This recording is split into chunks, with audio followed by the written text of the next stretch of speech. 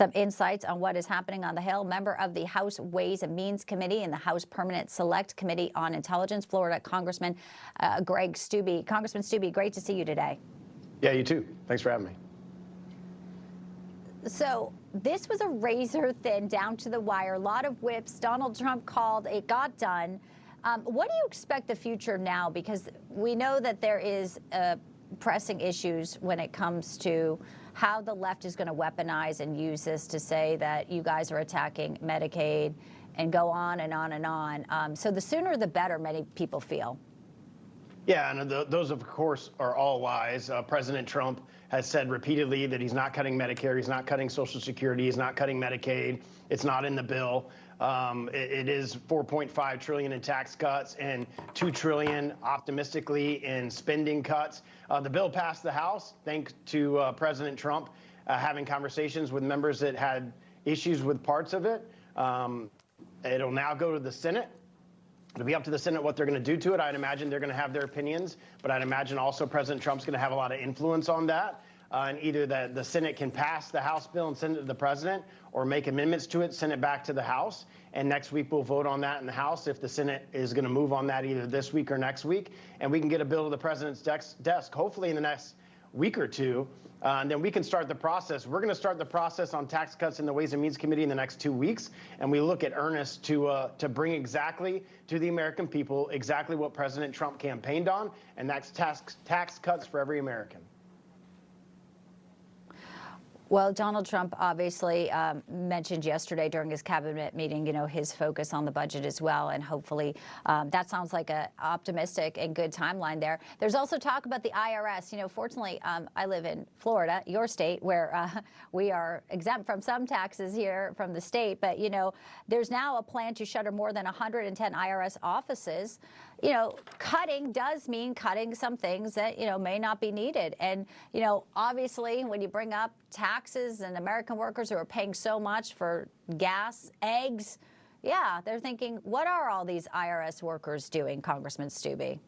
Yeah, and remember, there were like 80,000 new IRS workers that were approved during the Biden administration when the Democrats had control of Congress. Why do we need these people to go after everyday Americans who are doing everything they can and are paying their taxes? So DOJ should be looking at every one of these agencies like they are doing, and they're systematically going through all of the waste, fraud, and abuse that is happening in our government. And the IRS is a perfect example of where that is occurring. So I applaud what DOJ is doing. They need to continue to do it. They need to do it in the Department of Defense.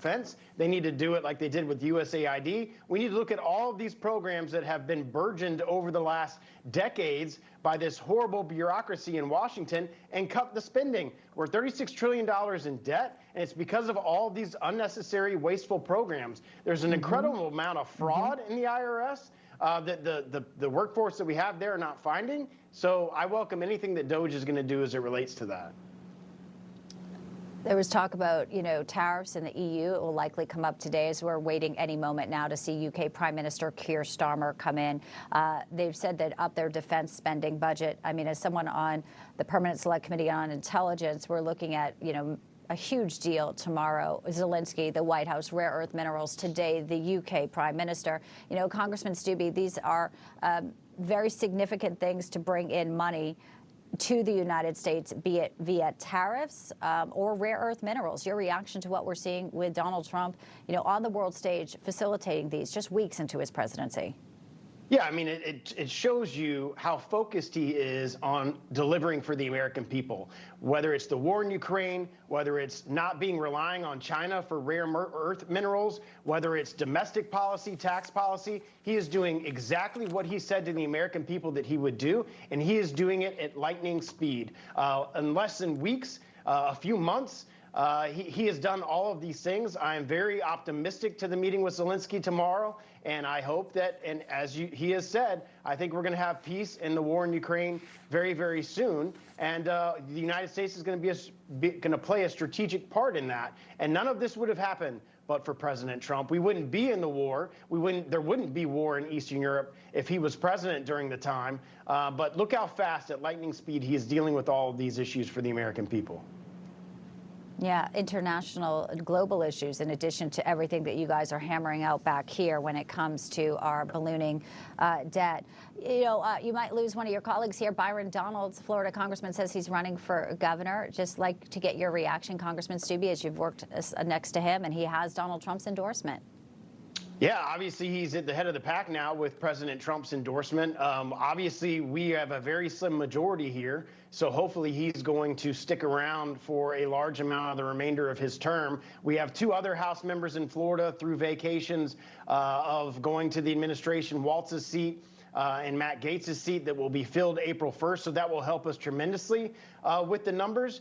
But obviously with President Trump's endorsement, he is going to be in the lead of the pack. And it's a long time between now and Election Day in 2026, in November of 2026. So we look forward to that.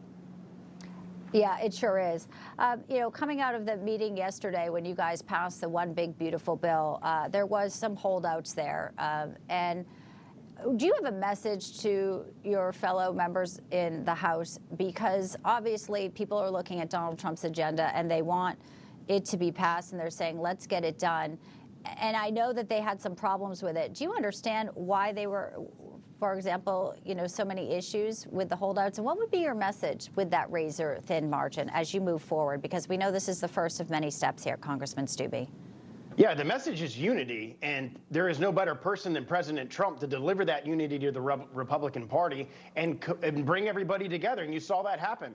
There were 4 or 5 members that were going to vote no on the budget resolution, and Trump was able to have a conversation with them and get them to vote yes on it. And we moved this thing through the process. What a difference an election makes in a majority House, where you have President Trump in the White House to be able to corral all of the members with very diverse backgrounds and opinions in our conference to deliver for the American people. Only President Trump can do that, and we have to be unified. The American people have asked us to deliver the mandate from President Trump, and we can't do that if we're all split up. We have to remain unified. The Senate has to join with us. We have to work together as a conference and deliver for the American people.